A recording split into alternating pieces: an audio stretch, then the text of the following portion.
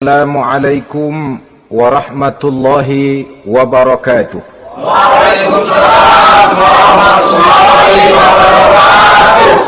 Alhamdulillah, alhamdulillahil jabbaril qahhar, al-azizil ghaffar, khaliqil jannati wan nar. Wassalatu wassalamu ala sayyidina wa maulana Muhammadinil mukhtar wa ala alihi wa ashabihil adhar. Amma ba'du.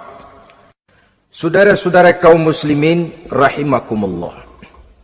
Neraka dalam istilah Quran selalu disebut dengan narun, yaitu suatu tempat di akhirat nanti yang wujudnya berupa api yang bergejolak, bernyala dengan teramat dahsyatnya, sehingga dapat mengelupaskan kepala setiap orang dan menjulang ke hati. Diriwayatkan oleh Imam Bukhari dan Muslim bahwa Rasulullah sallallahu alaihi wasallam pernah bersabda, "Narukum hazihi allati tuqiduna juz'un min 70 jazaan min harri jahannam." Qalu, "Wallahi in kanat lakafiyatun ya Rasulullah." Qala fa innaha fadulat bi 69 jazaa. Apimu yang kamu pakai di dunia ini, kata Nabi, untuk memasak, untuk menyalakan lampu, api yang kau pakai di dunia ini cuma satu bagian kecil dari 70 kali bagian panasnya neraka jahanam. Sahabat waktu itu terperanjat lalu berkata, "Wallah, in kanat lakafiyatun ya Rasulullah." Ya Rasul, api di dunia ini saja sudah cukup untuk menghanguskan kami, untuk menghanguskan apa yang ada. Bersabda Rasulullah sallallahu alaihi wasallam, maka sesungguhnya api neraka itu dilebihkan panasnya dengan 69 kali daripada panasnya api di dunia ini. Jadi sepanas-panasnya api yang pernah kita rasakan di dunia ini, maka api di neraka nanti 69 kali lebih panas dari api yang kita rasakan paling panas di dunia. Hadis yang senada dengan penjelasan ini di samping Jawahirul Bukhari, kita bisa menemukannya dalam Mukhtasar Tazkiratul Qurtubi dan Mukhtasar Ibnu Abi Jamrah misalnya. Saudara-saudara kaum muslimin rahimakumullah. Sehingga boleh jadi seringan-ringan azab penduduk neraka di akhirat nanti, kata Nabi, seorang yang di telapak kakinya diletakkan kerikil neraka yang sangat kecil, lalu mendidih otaknya. Itu seringan-ringannya. Di tapak kakinya diletakkan kerikil neraka yang oleh karena panasnya lalu mendidih otaknya. Itu yang paling ringan, nggak apa-apa, cuma segitu aja. Di telapak kakinya ditaruh kerikil, otaknya lalu jadi mendidih karena menahan panas. Pantas kalau satu hari Luqmanul Hakim pernah memberikan nasihat kepada anaknya, kata beliau, "Anakku, kerjakanlah dosa seberapa kekuatanmu menanggung azab Allah, dan laksanakan ibadah seberapa hajat dan keperluanmu kepada Allah. Berapa banyak hajatmu kepada Allah, begitulah kamu harus beribadah. Kalau kamu merasa tidak berhajat dan tidak perlu apa-apa kepada Allah, ya tidak usah ibadah." Logikanya kan begitu. Saudara-saudara, dalam hidup ini ada enggak yang enggak perlu kepada Allah? Ada enggak? Seluruh kita memerlukan Allah. Karena itu Luqman betul dengan bahasa diplomatis, "Anakku, kerjakan ibadah seberapa hajatmu kepada Allah. Makin banyak hajatmu kepada Allah, makin banyak hendaknya kamu melaksanakan ibadah. Tapi kalau kamu sudah merasa bisa hidup tanpa Allah, persilahkan kamu tidak usah ibadah." Sebaliknya, kerjakan dosa seberapa kekuatanmu menanggung azab siksaan Allah. Kalau merasa sudah belajar ilmu kebal, kira-kira di neraka nanti nggak apa-apa, persilahkan kerjakan dosa sebanyak-banyaknya. Tapi kalau masih berpikir, gua mah jangan dibakar di neraka, nginjak puntung rokok, gua lompat. Kalau masih berpikir ke situ, ya hati-hati, saudara-saudara. Nah, sebagaimana surga, neraka pun ada pintu-pintunya. Dan yang melalui pintu-pintu itu sesuai dengan dosa yang dia kerjakan pada waktu kehidupannya di dunia ini. Jadi setelah manusia diadili, mereka kumpul di padang mahsyar beramai-ramai.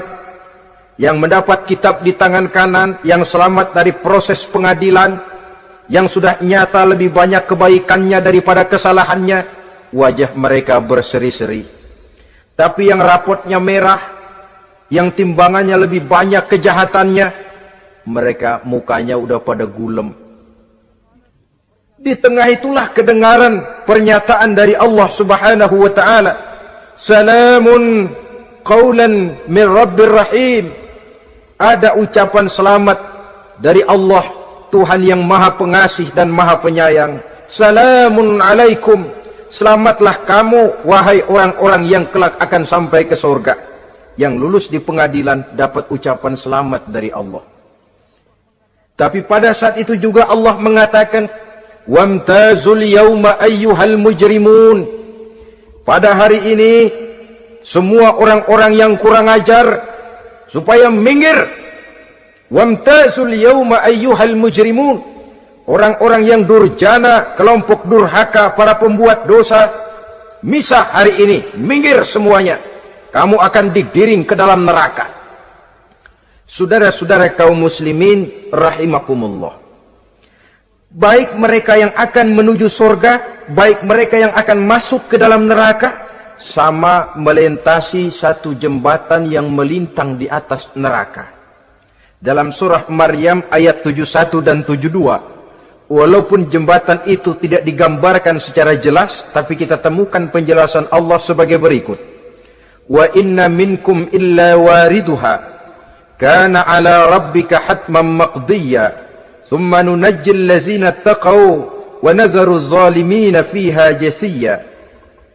Saudara-saudara, dan tidak ada setiap orang pun kecuali mereka akan melalui api neraka itu. Adapun orang-orang yang bertakwa, mereka diselamatkan oleh Allah. Sedangkan orang-orang yang zalim, mereka terlempar ke dalam jurang neraka. Nah, itu yang dinamakan dengan sirat. Ada memang riwayat menjelaskan bahwa sirat itu kecilnya seperti rambut dibelah 7, tajamnya lebih tajam dari mata pedang. Tapi dalam banyak hal, orang lewat di atas sirat itu bergantung kepada amalannya waktu dia hidup di dunia ini. Maka jangan heran ada orang yang lewat di atas sirat itu seperti kilat. Lep, sudah sampai di surga. Ada yang lewat di atas sirat itu seperti orang terbang. Ada yang lewat di atas sirat itu seperti orang lari. Ada yang seperti jalannya unta. Ada yang merangkak. Ada yang gelantungan. Ada yang sudah hampir sampai ke tepian sana untuk masuk ke dalam surga, terpeleset nyemplung juga ke dalam neraka. Sesuai dengan amalan pada waktu mereka hidup di kehidupan dunia yang sekarang ini. Saudara-saudara kaum muslimin rahimakumullah. Apabila orang terperosok lalu masuk ke dalam neraka, bagaimanakah ihwal keadaan di neraka? Panasnya sudah kita jelaskan tadi. 70 kali lipat dari sepanas-panasnya api di dunia ini.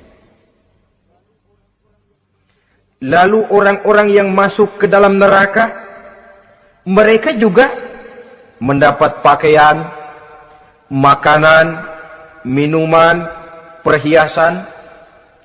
Tapi makanannya, minumannya, perhiasannya lain dengan orang-orang yang sampai di surga. Mereka juga diberikan buah-buahan, sebab di neraka juga ada pohon. Namanya pohon zakum. Buahnya duri dari api. Dan itu yang akan jadi lalap makanannya orang-orang neraka. Di dalam surah As-Saffat ayat 64-65 Allah Subhanahu wa taala menjelaskan, "Innaha syajaratun takhruju fi aslil jahim, tal'uha ka'annahu ru'usus syayatin." Sesungguhnya pohon zakum itu adalah satu pohon yang akarnya keluar dari dasar neraka, yang buahnya seperti kepala setan. Ini sudah untuk bahasa yang sangat menyeramkan ini. Pohon itu tumbuh dari dasar neraka, buahnya mirip kepala setan. Itu akan dijadikan makanannya orang-orang yang ada di dalam neraka. Perhiasannya apa? Surah Al-Insan ayat 4, "Inna a'tadna lil kafirina salasilan wa aghlalan wa sa'ira." Sesungguhnya kami sediakan bagi orang-orang kafir itu di dalam neraka segala macam rantai, cambuk-cambuk dan belenggu-belenggu neraka, terbuat dari api neraka, siap untuk merantai, membelenggu dan mencambuk mereka. Jadi dikasih perhiasan, lehernya dikalungin rantai, tangannya dipakein belenggu, ada cambuk-cambuk yang seluruhnya terbuat dari api neraka. Begitu mereka sampai ke pintu neraka yang namanya malaikat Zabaniyah, penjaga neraka, udah bukan main gemesnya dah. Ya, nyambutnya nggak ada ramahnya, lain sama malaikat Ridwan, penjaga surga.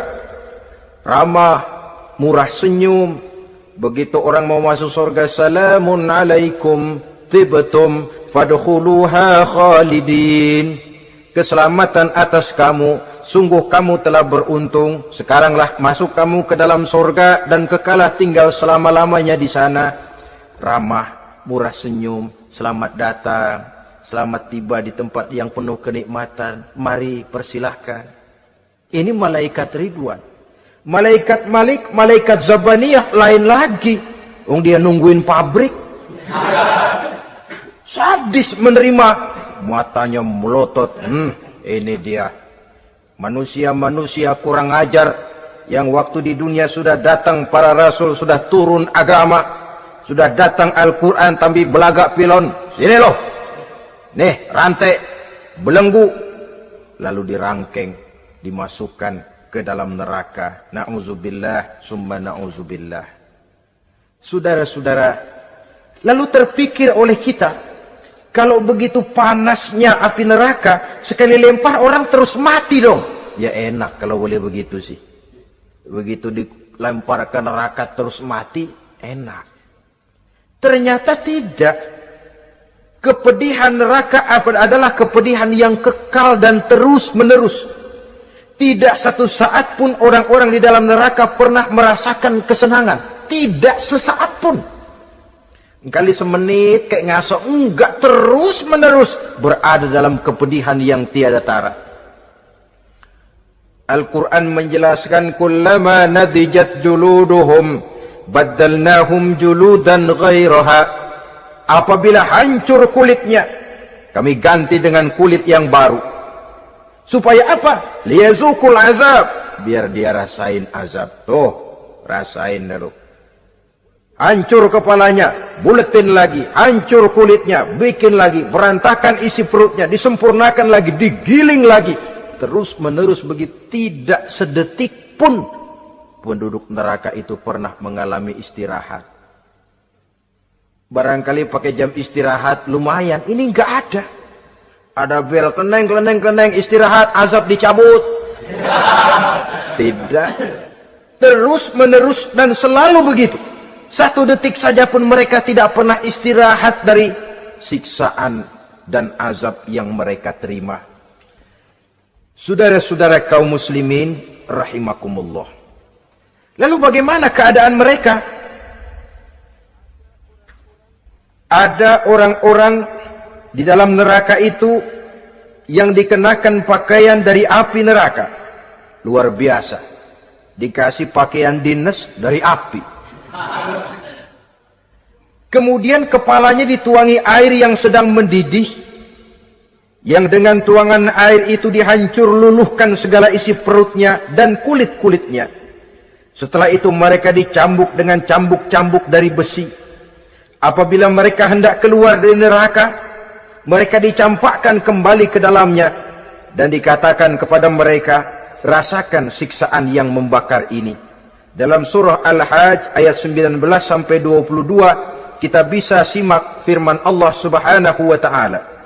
Fallazina kafaru qutti'at lahum siyabun min nar yusabbu min fawqi ru'usihimul jahim yus'aru bihi ma fi butunihim wal julud wa lahum maqami'un min hadid kullama aradu an yakhruju minha min ghammin u'idu fiha wa zuqu 'azabal hariq. Na'udzubillah summa na'udzubillah. Diberikan pakaian dari api, melolong, menyayat dia, memilukan, merintih dan meraung-raung. Lalu kepalanya diguyuri dengan air yang sangat mendidih. Hancur luluh isi perutnya, masih dicambuk lagi dengan cambuk-cambuk dari besi. Mereka merambat, mereka meraung, mereka hendak lari, mereka ingin keluar dari neraka. Tapi tiap kali mereka merambat ingin keluar, ditarik lagi. Kalau bicara kita, ayo, mau kemana lo? Apa kata malaikat penjaga neraka? Zuku azabal harik. Rasa ini, makan pencarian lo waktu di dunia. Saudara-saudara, lalu ada pula siksaan penduduk neraka itu, di mana dahi, lambung dan punggung mereka dipanggang dengan api neraka. Allah Karim. Kita di dunia ini tertusuk paku saja waktu berjalan sudah bukan main pedihnya. Tertusuk duri saja sudah bukan main pedihnya. Ini punggungnya, lambungnya macam disate, dipanggang dari api neraka. Dalam At-Taubah ayat 35 kita temukan firman Allah, fi nari jahannama fatukwa biha hibahuhum wa junubuhum wa zuhuruhum. Na'udzubillah summa na'udzubillah. Kemudian ada pula penduduk neraka itu yang disiksa, lehernya diikat dengan rantai. Mereka spontan diseret-seret dengan sekeras-kerasnya dan dilemparkan ke dalam lautan air yang sedang mendidih. Kemudian mereka dibakar dalam api yang bergejolak dan menyala-nyala. Pada surah Al-Mu'min ayat 71 dan 72 Allah Subhanahu wa taala menjelaskan, izil aghlalu fi a'nakihim wassalasil yushabuna fil hamim summa fin nari yusjarun. Ketika belenggu dan rantai dipasang di leher mereka supaya mereka diseret ke dalam air yang sangat panas, kemudian mereka dibakar dalam api. Ada lagi penduduk neraka yang dipegang jambulnya lalu diseret ke tengah-tengah neraka. Kemudian kepalanya digerujuki dengan air yang mendidih seperti yang dijelaskan dalam surah Ad-Dukhan ayat 47 dan 49. Pendeknya, azab dan siksaan neraka itu sesuailah dengan amalan dosa yang dikerjakan manusia pada waktu kehidupan di dunia ini. Maka dalam puncak perjalanan Mi'raj misalnya, kepada Rasulullah sallallahu alaihi wasallam diberikan berbagai macam penglihatan sebagai contoh dan tamsil dari kehidupan di dunia ini. Sejak dari penglihatan di jalan sampai kepada penglihatan surga dengan segala kenikmatannya dan neraka dengan seluruh azabnya, seluruhnya merupakan contoh teladan. Misalnya dalam perjalanan di ketika hendak Mi'raj itu, sebelum berangkat Rasul disodorkan dua minuman. Segelas berisi arak, segelas lagi berisi susu. Kata malaikat Jibril, ambillah salah satu minuman itu ya Muhammad. Lalu Rasul dengan tidak ragu-ragu, mantap betul beliau mengambil gelas yang berisi susu, lalu beliau minum. Setelah beliau minum itu, malaikat Jibril berkata, Shaddaqta ya Muhammad, engkau telah benar Muhammad. Laqad asabtal haq, pilihanmu tepat. Kenapa ya Jibril? Untung susu yang kamu minum Muhammad. Kalau arak yang kamu ambil, pasti umatmu bakal jadi umat yang teler semua. Ini pun satu contoh buat kita semua, bahwa dalam kehidupan kita selalu berhadapan dengan susu dan arak, berhadapan dengan hak dan batil, berhadapan dengan benar dan salah. Maka hati-hati kita jangan sampai salah pilih karenanya. Lalu yang ada kaitannya dengan persoalan kita, penglihatan yang diberikan Allah kepada beliau di neraka. Beliau melihat sekelompok orang dilontari kepalanya dengan batu dari api neraka. Tiap kali dilontari kepala itu hancur berkeping-keping, berantakan otaknya. Lalu dibulatkan kembali. Setelah kepala itu bulat kembali, disambitin lagi. Menjerit, meraung, merintih kesakitan, hancur kepalanya, berantakan otaknya. Lalu dibulatkan lagi, terus menerus begitu, tidak pernah berhenti. Sampai Rasul bertanya, "Ya Jibril, ini orang kenapa kepalanya dilontari dengan api neraka sampai hancur lalu dibulatkan kembali?" Kata malaikat Jibril, "Ya Muhammad, itulah contoh daripada umatmu yang berat untuk sujud kepada Allah Tuhannya. Itulah contoh dari umatmu yang waktu hidup di dunianya tidak pernah mendirikan solat sama sekali. Sombong yang paling sombong adalah sombong kepada Allah. Artinya tidak mau sujud kepada Sang Maha Penciptanya." Jadi barangkali saudara punya cita-cita atau keinginan, saya mau yang ini saja, persilahkan, gak usah sembahyang. Lalu ada lagi sekelompok kaum, perutnya besar, sebesar rumah, dililit dengan kala dan ular dari api neraka, diseret-seret dia di jurang neraka, dipatoki ular, hancur perutnya, dibulatkan lagi perut itu, diseret kembali, hancur lagi, dibulatkan lagi, terus menerus seperti itu. Kata Nabi, "Ya Jibril, ini apa lagi?" Kata malaikat Jibril, "Wahai Muhammad, inilah contoh daripada umatmu yang waktu di dunia suka makan riba alias renten dan suka makan harta anak yatim, suka ngobyekin anak yatim, sok jadi pengasuh anak yatimnya lapar, pengasuhnya yang pada kenyang." Saudara hadirin yang saya muliakan, orang yang makan riba alias renten, orang yang makan harta anak yatim, begitu gambaran yang diperlihatkan kepada baginda Rasulullah sallallahu alaihi wasallam. Sebagian lagi ada penduduk neraka yang kukunya terbuat dari tembaga dari api neraka. Panjang sangat kukunya itu, lalu mencakar-cakar mukanya sendiri. Hancur mukanya, berantakan, dicakari oleh kukunya itu, lalu dibulatkan lagi, dicakar lagi, hancur lagi, dibulatkan lagi. Pengangguran benar nih orang. Muka sendiri dicakarin sendiri. Ya Jibril, ini tamsil apa Jibril? Ya Muhammad, itulah contoh dari umatmu yang pada waktu di dunianya enggak pernah rukun sama sesama saudaranya muslim. Suka nyari aib orang lain, suka ngejelekin orang lain, padahal orang lain itu saudaranya seakidah. Kan sama dengan nyakar muka sendiri namanya. Menepuk air di dulang, terpercik muka sendiri. Kejelekan saudaranya dikorek-korek, aib saudaranya diobral di pasar umum. Orang macam itu nanti tangannya akan tumbuh kuku panjang dari tembaga yang akan mencakar dan mengoyak-ngoyak mukanya sendiri. Itu kita bisa lihat nanti. Oh, ini yang waktu di dunia suka ngorek-ngorek kesalahan orang tuh lagi pada nyakarin mukanya. Oh, begitu. Saudara-saudara kaum muslimin rahimakumullah. Oleh karena itu Nabi ajarkan kita, tuba liman syaghalahu aibuhu an uyubin nas. Beruntung orang yang aib dan kekurangan pada dirinya menyebabkan dia sibuk sampai enggak sempat ngorek-ngorek aib dan kekurangan orang lain. Introspeksi. Beruntung orang yang celak dirinya menyebabkan dia sibuk dan tidak sempat ngorek-ngorek aib pada diri orang lain. Ada pula di antaranya dilihat oleh Rasul, di antara penduduk neraka itu orang yang lidahnya terjulur memanjang, kemudian dipotong lidah itu dengan gunting dari api neraka, menjerit dan memekik ia menahan sakit yang tiada tara, sampai Rasul bertanya kepada malaikat Jibril, "Kalau ini tamsil apa lagi ya Jibril?"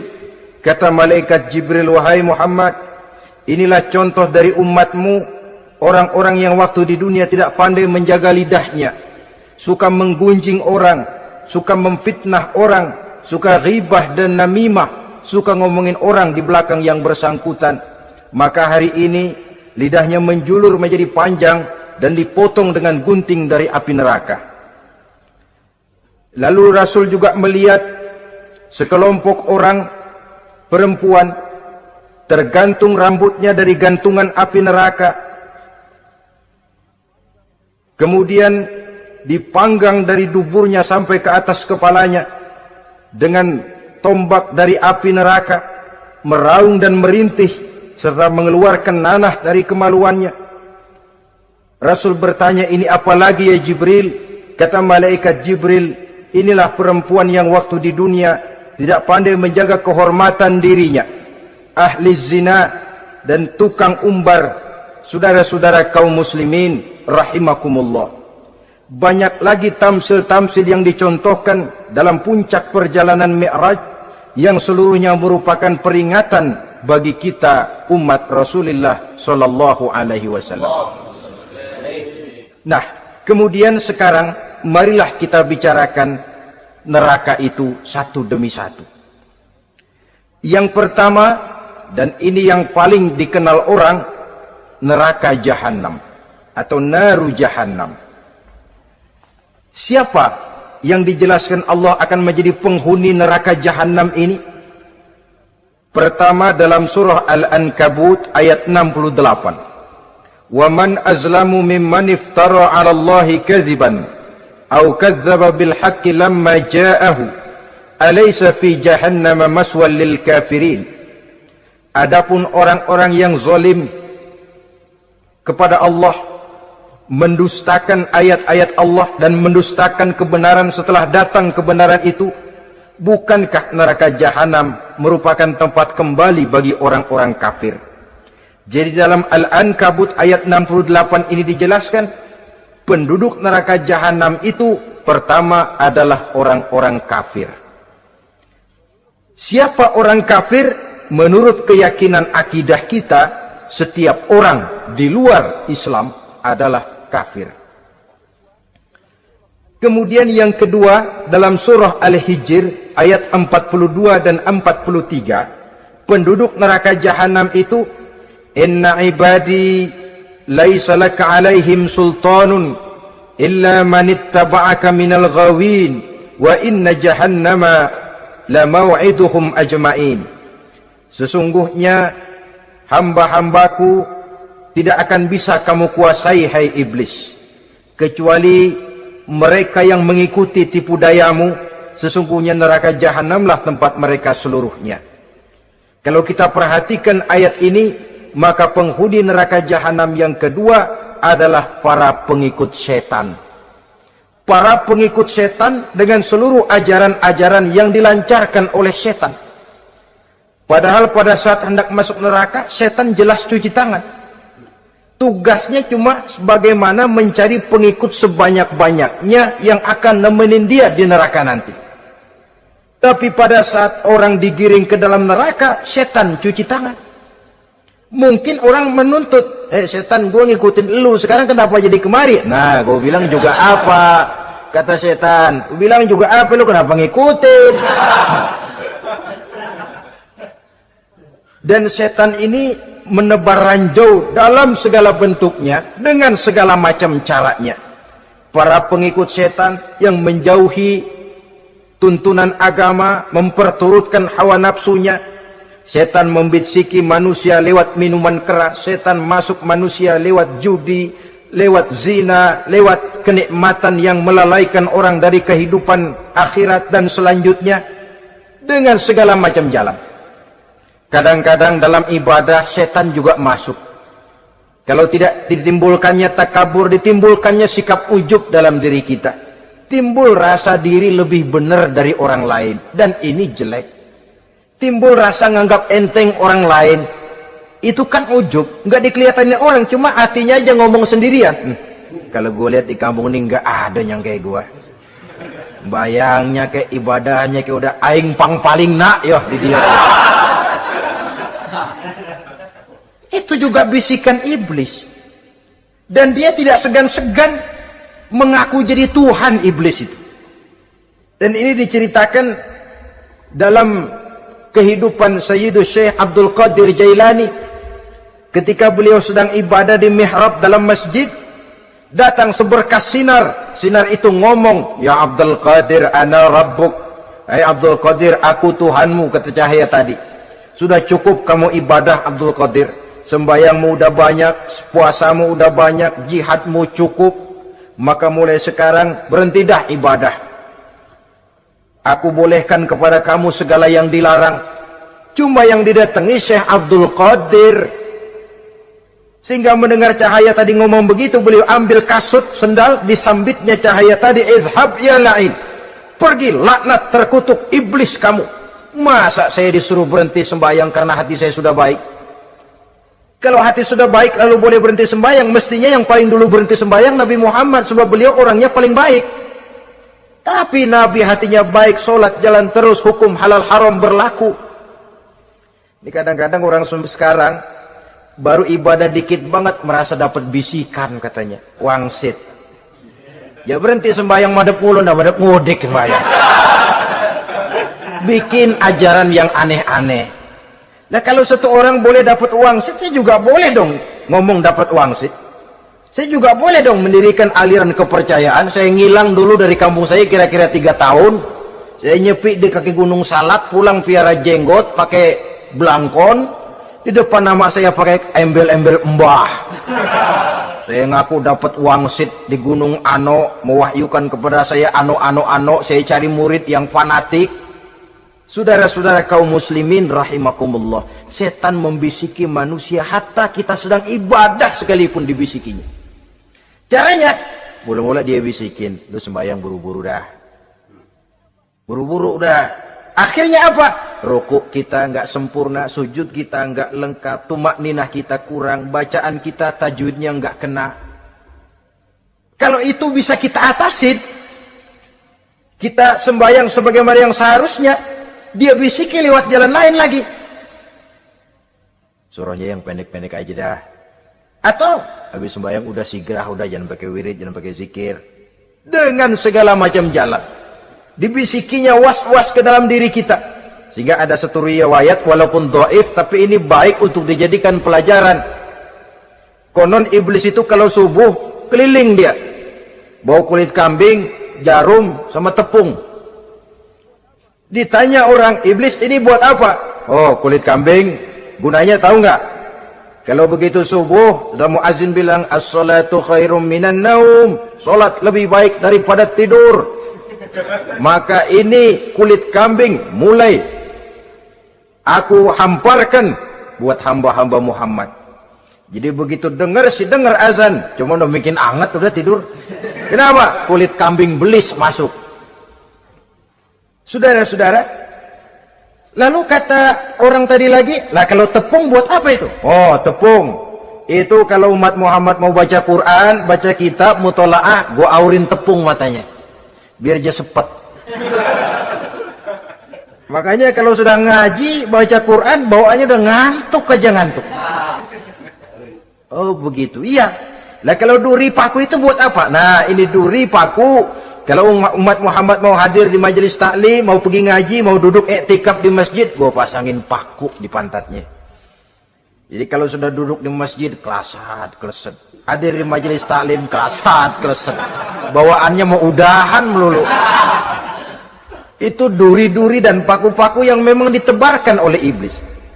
Saudara-saudara kaum muslimin rahimakumullah, jadi para pengikut setan dengan segala macam perangkapnya ini pun, ya perangkap setan itu ya dunia itu ya isinya harta, tahta, wanita.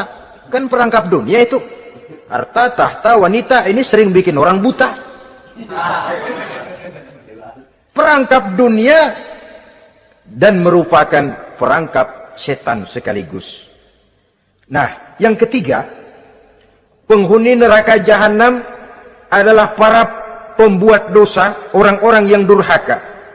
Dalam Toha ayat 74 Allah menjelaskan, innahu may ya'ti rabbahu mujriman fa inna lahu jahannam. Sesungguhnya orang-orang yang datang menghadap Allah dengan berlumuran dosa, maka sesungguhnya bagi mereka adalah neraka jahanam. Dan yang keempat, penghuni neraka jahanam orang yang kufur nikmat. Tidak cuma kufur iman, tapi kufur nikmat bisa menyebabkan orang masuk neraka jahanam. Belum pernah merasakan dalam hidupnya bahwa Allah memberikan nikmat kepadanya, bagaimanapun besar karunia dan nikmat itu. Dalam surah Ibrahim ayat 28-29 Allah menjelaskan, Alam tara ilal ladzina baddalu ni'matallahi kufran wa ahallu qaumahum darul bawar jahannama yaslaunaha wa bi'sal qarar. Tidaklah engkau perhatikan, tidaklah kau lihat orang-orang yang mengganti, menukar nikmat Tuhannya dengan kekufuran.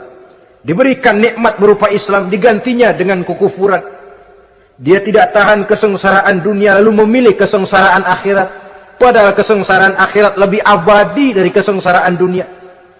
Ada orang yang gak tahan miskin dunia, lalu menjatuhkan pilihan lebih memilih miskin akhirat. Ya Allah, keliru besar. Karena nggak tahan hidup miskin di dunia, ada yang nawarin ngasih supermi 3 bungkus, iman telap. Ada yang ngasih beras, pindah agama. Ada yang bawain pakaian bekas, tukar akidah, pindah iman. Innalillah. Ditukar kemiskinan dunia dengan kemiskinan akhirat. Padahal kemiskinan dunia berapa tahun? Setahun umur manusia. Sepanjang-panjang umur orang sekarang kan. 100 tahun udah jarang umur orang sekarang. 70 aja udah cakep tuh. Sebenarnya kalau 70 tuh ada jatah lebih tuh, 7 tahun. Kalau ikut Nabi 63 tahun kan, Nabi wafat. Kalau kita sudah umur 70 tuh ada jatah ekstra 7 tahun. Oh ya, dimanfaatkan baik-baik mestinya. Taruhlah kemiskinan dunia, bagaimanapun melaratnya dunia, bagaimanapun sengsaranya dunia, cuma sebatas umur kita. Tapi kalau nikmat Islam ini harus kita tukar dengan yang lain. Baddalu ni'matallahi kufran. Menukar, mengganti nikmat yang diberikan Allah dengan kekufuran. Artinya kita menukar kemiskinan sementara dan kita memilih kesengsaraan dan kemiskinan abadi. Di akhirat kita miskin, di neraka kita miskin, miskin abadi. Di neraka kita sengsara, sengsara abadi. Saudara-saudara kaum muslimin rahimakumullah. Itu neraka jahanam. Yang kedua dinamakan neraka jahim. Siapa mereka ini para penghuninya? Siapa mereka ini para penghuninya? Pertama dalam surah At-Takatsur, yaitu orang-orang yang bermegah-megah dengan dunia, menumpuk-numpuk harta, lalu lupa dengan kesibukan harta itu, lupa kepada kehidupan yang akhirat nanti. Alhaakumut takatsur hatta zurtumul maqabir kalla sawfa ta'lamun thumma kalla sawfa ta'lamun kalla law ta'lamuna ilmal yaqin la tarawunnal jahim. Kamu telah lalai akibat apa? At-takatsur. Ini penyakit pertama yang menyebabkan orang sampai ke neraka jahim. Penyakit takatsur. Dan itu penyakit zaman sekarang. Berlomba-lomba dengan kemegahan materi, berlomba-lomba dengan kemegahan dunia. Padahal kalau urusan itu kita berlomba, tidak akan pernah sampai finish. Percayalah itu, tidak akan pernah finish. Sebab kemegahan dunia siklus, lingkaran setan. Kita anggap kalau punya duit 1 juta tenang, punya 1 juta berubah pikiran, lain lagi. Kita anggap kalau punya mobil enak, sudah punya mobil, lain lagi problemnya. Kita anggap kalau rumah sudah gedung, enak hidup, punya rumah gedung, lain lagi problemnya. Makanya pesan Nabi, kalau ingin hidup tenang, urusan dunia lihat ke bawah, urusan akhirat lihat ke atas. Sering dicontohkan kalau punya mobil, bilang Alhamdulillah kita punya mobil, tangga kita cuma punya motor. Kata yang punya motor, syukur banget kita punya motor, tangga kita punya sepeda doang. Kemana-mana kekejek mulu. Dayung.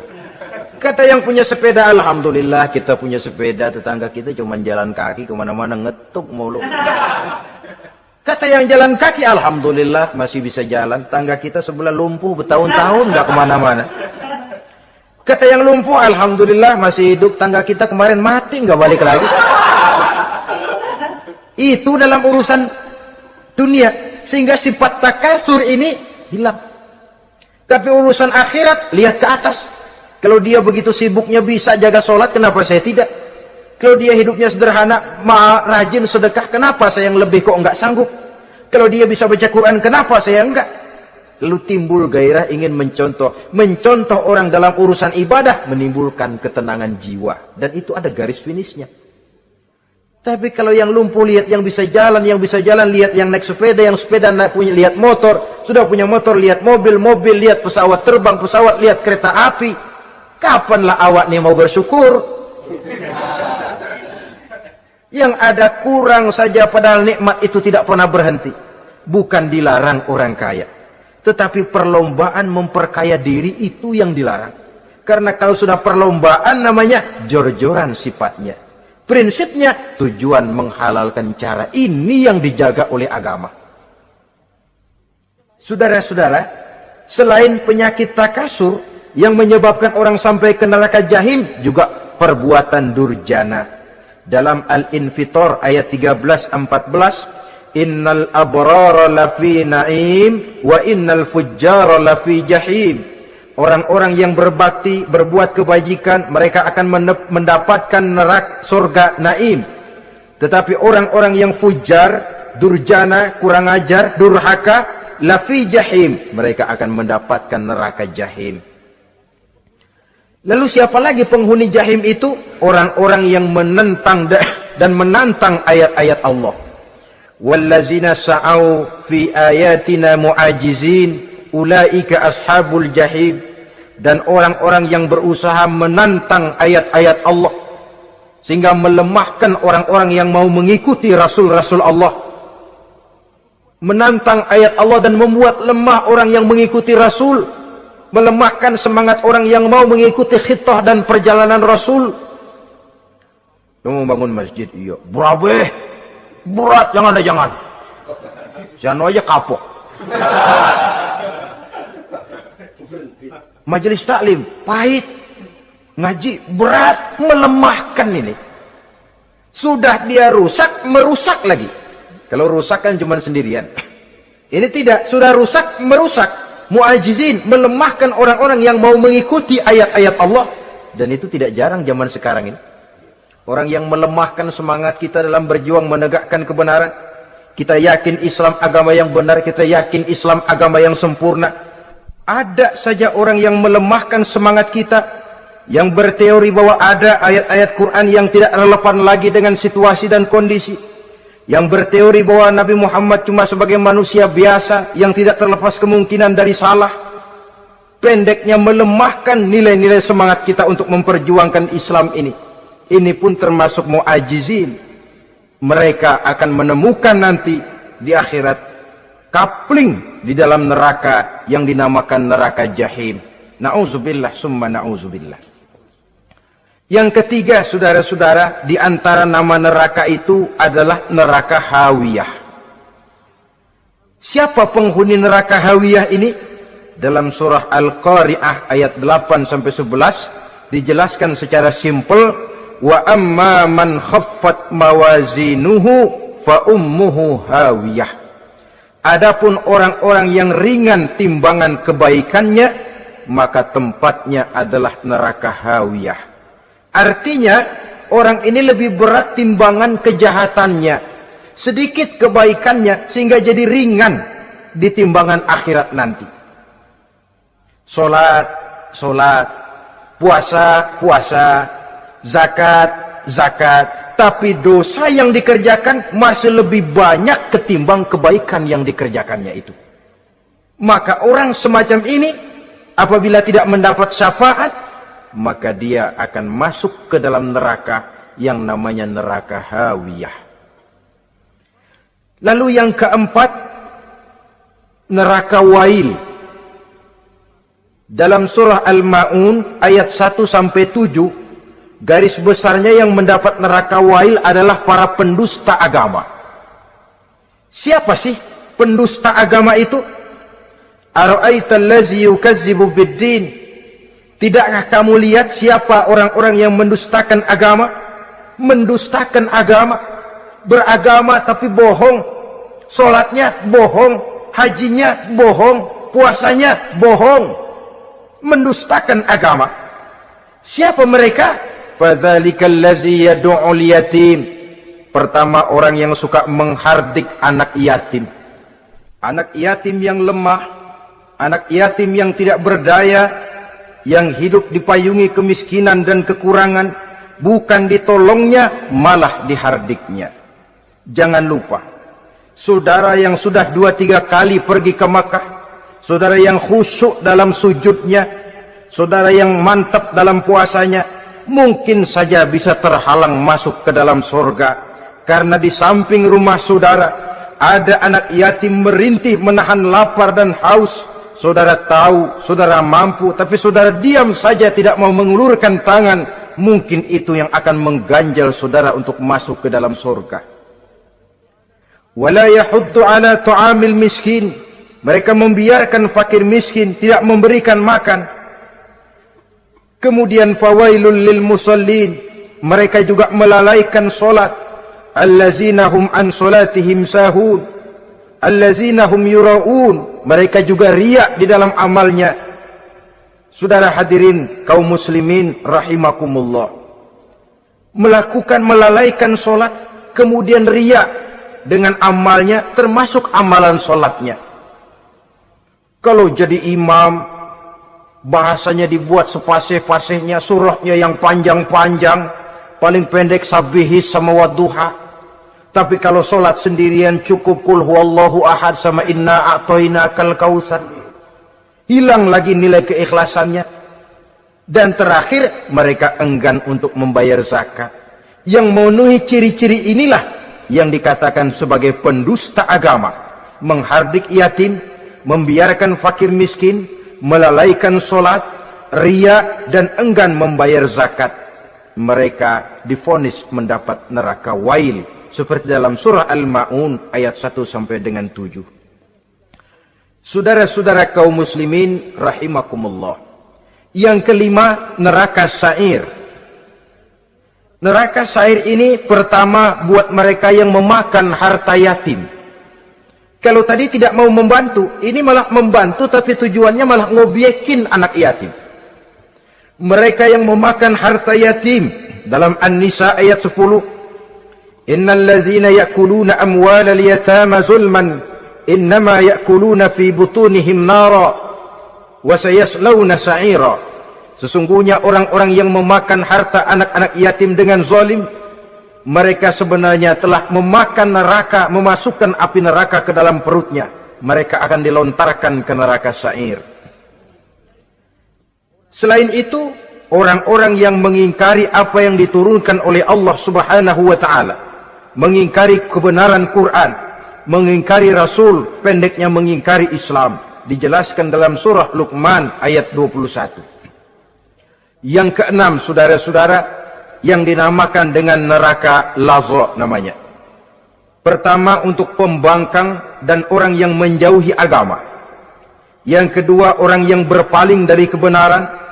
Dan yang ketiga, orang yang suka menumpuk-numpuk harta dan menyimpannya, tidak mau membayar zakat, infak, apalagi sedekah.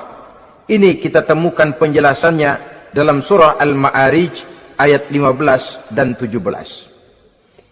Yang ketujuh dinamakan neraka Sakor.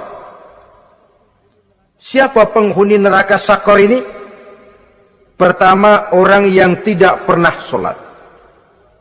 Yang kedua, tidak pernah memberi makan orang-orang miskin. Yang ketiga, ahli membicarakan yang batil. Strategis betul dia, ulung kalau sudah mengatur kebatilan. Kemudian yang keempat, orang yang mendustakan hari akhir. Dalam surah Al-Muddatsir ayat 42 sampai 47, kepada penduduk neraka Sakor ditanya, "Ma salakakum fis Sakor?" Apa yang menyebabkan kamu masuk ke dalam neraka Sakor? Qalu lam naku minal musallin wa la naku nut'imal masakin wa kunna nakhudu ma'al khaidin wa kunna nukadzibu yaumaddin. Mereka menjawab, kami di dunia tidak pernah sholat, tidak pernah memberi makan fakir dan miskin.